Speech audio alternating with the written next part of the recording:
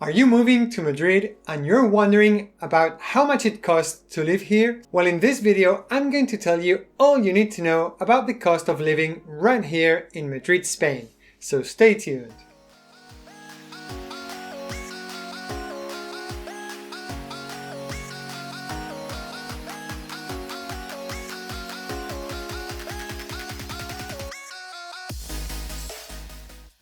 What's up everybody, this is Pablo Jurado from the Keller Williams Realty Group in the northwest of Madrid. I've been living here in Madrid for over 30 years and I live and love this city every single day. And I know pretty much about what the cost of living is here. Although of course it will always depend on your needs and your lifestyle. So if you're thinking of moving to the Madrid Metro, please give us a call, send us an email or fill out the form in our website livinginmadridspain.com. You have all the information in the description down below. We really love to help people relocate or invest in the Madrid area, and we can make that transition so much easier for you. Okay, let's dive into it. I've created this spreadsheet with a deep comparison between the cost of living in Madrid compared to other capitals or great cities like London, Paris, Rome, or New York. I will leave a link in the description below so that you can access and make a copy of this spreadsheet and access to it whenever you want. In this first line, you have the numbers that will give you a general idea of how much you would need to earn in each of these cities compared to living in Madrid. For example, if you earn 3,000 euros in Madrid, you would need around 5k in London, more than 4k in Paris, around 3.5k in Rome, and nearly 7,000 euros in New York. You can change this number to fit it to your expectancies, so if you know how much your income is going to be in Madrid, you may know that this amount will spread you as if your income was that other amount of money in the other capitals. So you can just change the amount and play around. But let's start with how much will you pay for a house in Madrid? And even more, why is Madrid one of the best cities to buy a property or to invest in the real estate business? Well, there is no doubt that Madrid and Barcelona, along with a few other coastal cities like Malaga, are the most expensive areas in Spain. Still, when compared to other capitals, Madrid is considerably cheap. If you take a look at this graphic, you can see that except for Rome, which is only slightly higher, prices in the other capitals are crazy expensive compared to Madrid. In fact, it's more than double in all cases, of course once again except in Rome, but no matter if you look for a small apartment downtown or for a mansion in a luxury suburb. Now when it comes to renting a house, the situation is not much different. More than double in London, more than triple in New York, and also considerably higher in Paris. Only Rome is once again in similar numbers, though still slightly higher on average. That means that when it comes to finding your ideal place to live, you will find that it's much easier, or at least much cheaper, in Madrid, Spain. But what about the purchase of other basic products? What are the costs in an average grocery store? Luckily, Spain is a big producer of fruits and vegetables, which makes them really accessible to all sorts of pockets. In fact, Spain is the world top producer for olives, with which we produce the best olive oil in the world. And we are also on the top 10 producers in basic products like barley, grapes, tomato, oranges, mandarin, oat, lemons, peaches, rye, strawberry, among many other products. And we're also big producers for wheat, potatoes, sugar beet and rice.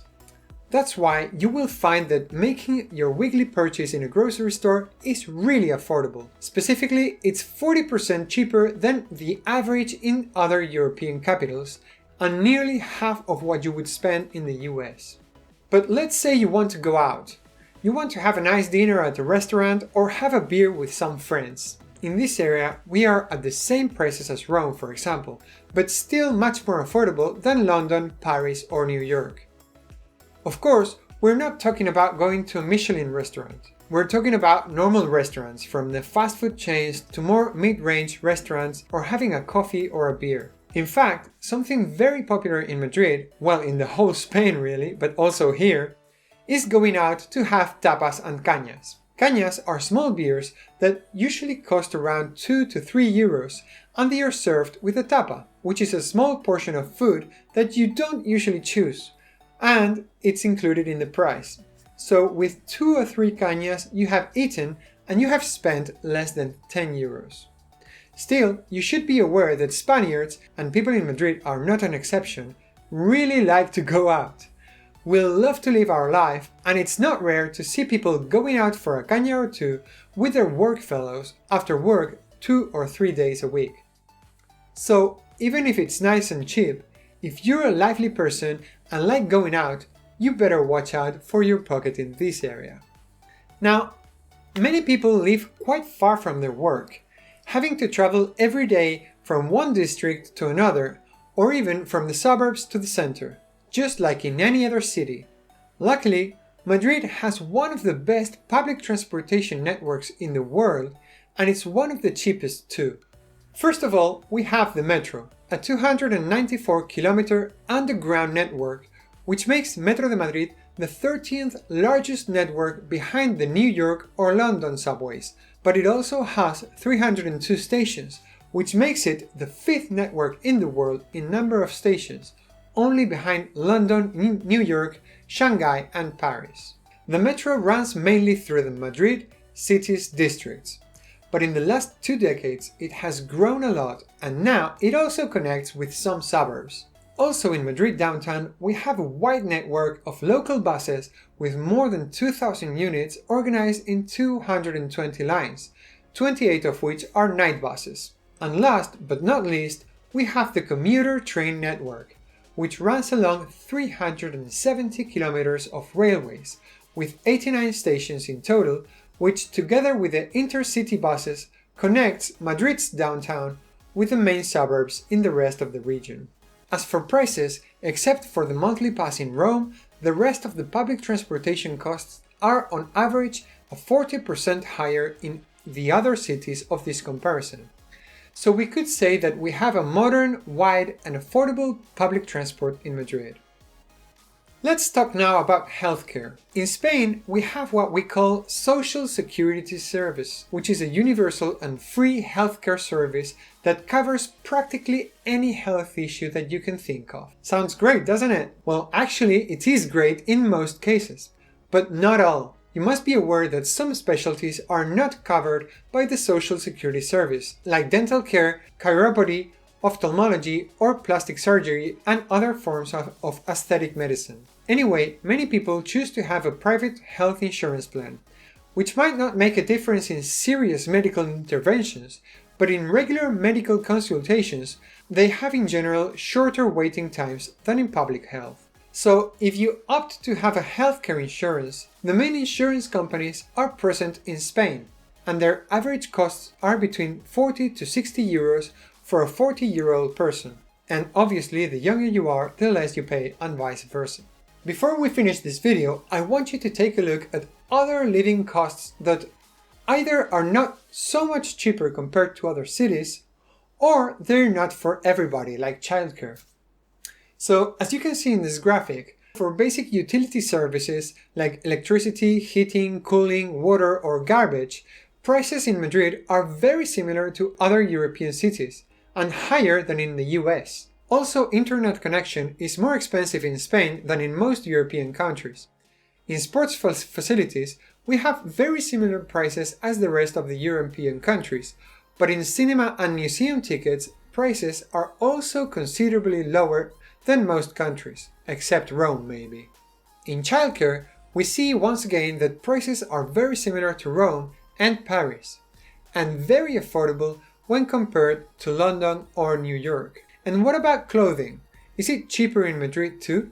Well, yes, but not much. The difference in this group is not so much, but it is still a bit lower in Madrid. And now we come to the great but. So, as you've seen, in Madrid, we have a very low cost of living when compared to other big capitals in the world. But we also have lower salaries, which compensates the positive balance as it makes it more expensive for us to travel abroad to London, Paris or New York, and make our prices seem not so low. Still, Madrid is a great place to live, and like I said, I'm a real estate local expert here, and if you have any questions, if you're thinking of moving to the Madrid metro, please reach me any way you want. I would love to help you out to answer those questions to find your ideal place to live. But the only way we can help you to find that perfect location is by you reaching out to us. Give us a call, send us an email, or fill out the form in our website, livinginmadridspain.com. You got all the information in the description down below. However you do it, we got you covered when moving to the Madrid metro. Also, check out our other videos and don't forget to subscribe to our channel and press the ring bell to receive notifications about all our upcoming content. Until the next video, catch you later!